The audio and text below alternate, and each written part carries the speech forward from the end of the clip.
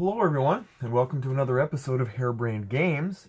This is the first part of a special series that we do every year around the holidays and at Christmas time, where we go over some of the great games of the year to give some recommendations and proposals for those who may be out looking for a board game for themselves for Christmas, for others for Christmas, or who have a board gaming friend that may want to know a little bit about which games are out there that appeal to them this year that they could give them on the holidays and brighten their spirits come Christmas morning. I know I always love Christmas morning. It's when we celebrate Christmas.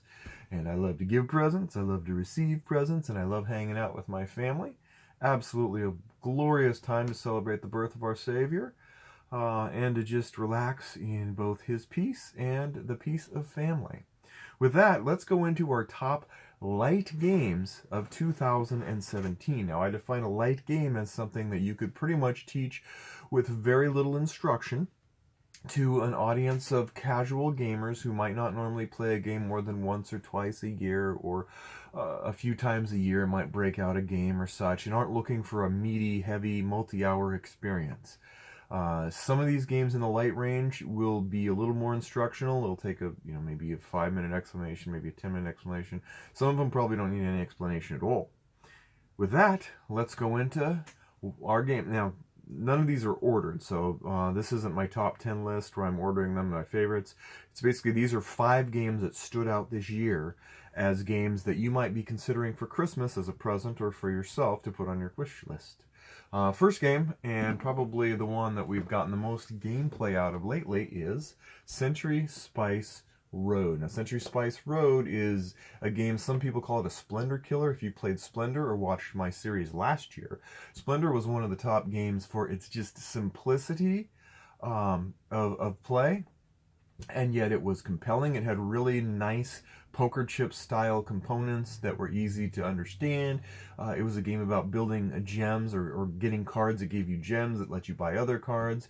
Not necessarily pivotal or riveting by description, but yet it had a smooth flow to it. Century Spice Road is similar in that you are collecting, instead of chips, you're collecting wooden cubes that represent 4 of the main spices along Spice Road. You've got your 4 different kinds of spices, which my wife would know better than this, but the idea is the same. You have very simple actions each turn. You're either laying a card, and it will either let you take some cubes or convert some cubes into different colored kinds of cubes, all to be able to grab certain cards that require a certain amount of cubes that will give you points. Simple stuff, easy to teach, works great with 2, 3, or 4. So Century Spice Road is one of the games, nice light games for Christmas that you might consider giving to a friend or yourself. Next, we have Word Domination. Now, those who like Scrabble or like word games, wordplay and such, this game is really clever. You're laying out a usually 5x5, 6x6 grid of letters. Simple enough. On your turn, you place a different tile somewhere around that area of 6, and then you have to spell a word. You have to use the tile you used, and then you spell a word and you place blimps. Literally zeppelins, because you're evil masterminds trying to conquer and take artifacts, and those artifacts happen to be letters. But it's clever. There's each different letter has a different sort of world wonder or a different thing, in the past that would be interesting to steal, and you're all competing to steal the most treasures. And as you place your blimps, you can place them anywhere. I mean, you can just shotgun spread out your blimps to spell any word you want, and the better the word, the bigger the word, the more blimps you get to put out. Your opponents can also put blimps out and kick yours off those letters, but if it comes around to you again and you're able to put 2 of your zeppelins on the same letter, you get that letter, and that letter then becomes into your personal arsenal. So now you can spell bigger words using both your letters and the letters on this matrix, this 5x5 or 6x6 grid, and it plays fairly quickly. 6 rounds, and in those 6 rounds you're trying to make the biggest words, steal the most treasure, and be the most mastermind. It reminds it sort of like a Despicable Spelling Bee. But that's that. That's second one. Third, and I think I've touched about this before in one of my earlier videos, is Flip Ships. Now, Flip Ships is a dexterity game, and so if you're not into dexterity games at all, it probably isn't going to be your cup of tea, because having played it, I can tell you that it really matters that you do a somewhat decent job. That said, Flip Ships is Space Invaders with your thumb. and you are trying to stop a horde of ships coming down at you, hitting your base. You have lots of opportunities. It's not like, oh, I flicked my ships, I missed, game over. So it's not really like Space Invaders in that regard. But because each ship has certain special abilities, and the more ships come down and the more damage your base takes, the more opportunities open up to combat those with special powers. Powers that say, oh, you're near enough to this ship to count it, or you get to flip it again, or etc., etc. It's very clever. Probably, other than Flick 'em Up, probably my favorite dexterity game that I've played so far. So flip ships on your list. And of course, come on, Bob. Bob is light. Bob is friendly. You will play this. There will be happy trees. There will be rays of sunshine. And honestly, it's not incredibly straightforward what to do. It is not, Chutes and Ladders Bob Ross edition. There is some subtlety here. You are trying to be the one to have the best impact or put the most into paintings that are being drawn by Bob in real time, in semi-real time.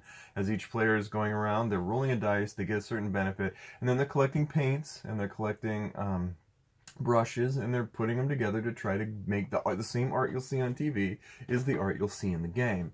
Available at Target. It's a decent price, and anybody who really kind of loves Bob Ross said, come on, man, it's Bob Ross. Owe it to yourself to give it a shot. It's I think 2 to 4 players, and if you really, it's just, if you love Bob Ross, you're gonna probably enjoy the game, even if it's only a couple times a year. Pulling it out is still soothing and meaningful. And finally, the other one that hit me a little bit by surprise that I thought was interesting was the Lost Expedition. Lost Expedition is a card game where you are trying to go from your starting card all the way to the temple card. You're trying to get your way all the way through to the lost temple and discover it. Well, along the way, every card brings with it hazards, perils, maybe some bonuses, but in general, you have 3, 4, 5 adventurers that have limited health and limited skills, but you are using the cards, and the cards themselves are interesting because on each card there's an action you have to take. There could be actions you want to take. There could be actions which you have to pick one to take. And a lot of these can do things like rearrange the cards around so that the order is a little bit easier for you to contend with. Certain requirements, certain perils on the cards require food, so you have to accumulate food. You have to accumulate weaponry because you'll be attacked by monsters. There's certain ones that just say you flat out die. Or you heal, or whatever, and it's really edge of the seat when you're playing it. It can play well with one. I played it solo and I find it just fine. You can play 2, 3, 4 players. You can play it cooperatively. There is a competitive mode even. Very versatile game for what it offers, which is really a big oversized deck of cards and some tokens that kind of tells a story. It's really interesting. It really does kind of tell a story. You have your day cycle, your night cycle. There's certain ways you arrange the cards during the day, during the night. But it's fun to kind of recreate in your mind the story that you go through. And you know how I love a good story. Of being able to recreate the story of an expedition, and you'll lose a lot. There's times when you're just going to flat out all die, and that temple's just going to sit around going, nobody loves me. But it's still worth it. It's still fun. So, the Lost Expedition. And those are my 5 top games of 2017. There's one other game I don't possess currently. It's on my Christmas list too. See? You're not the only one with Christmas lists. And it is called Ethnos. Ethnos is a game, imagine Ticket to Ride, but with a simple risk kind of ish thing. It's not, you have to see it to believe it. The artwork is minimal, and so you're not going to be wowed by the artwork, although it's stylish and it's sufficient, but and the cards themselves. But as you're playing it, you are collecting sets of cards, and when you play them, you get to put, lay out territory, control territory, and a special bonus. Very simple stuff. Surprisingly good for what it is. It's a game similar to another one last year, Emotep, where by the description it sounded completely blasé, and yet when you play, you're like, oh, this is good. This ain't bad. Why not? So, and that is the end of our episode on the top light games of 2017 that you may be interested in for the holidays. The next series will also have our medium and then our heavy games series, as well as the top 10, top solo games, and even maybe a video that kind of covers the bottom 5 disappointments of the year, because not every game turned out to be stellar and awesome. On that note, thanks again, and we'll see you next time on Harebrained Games.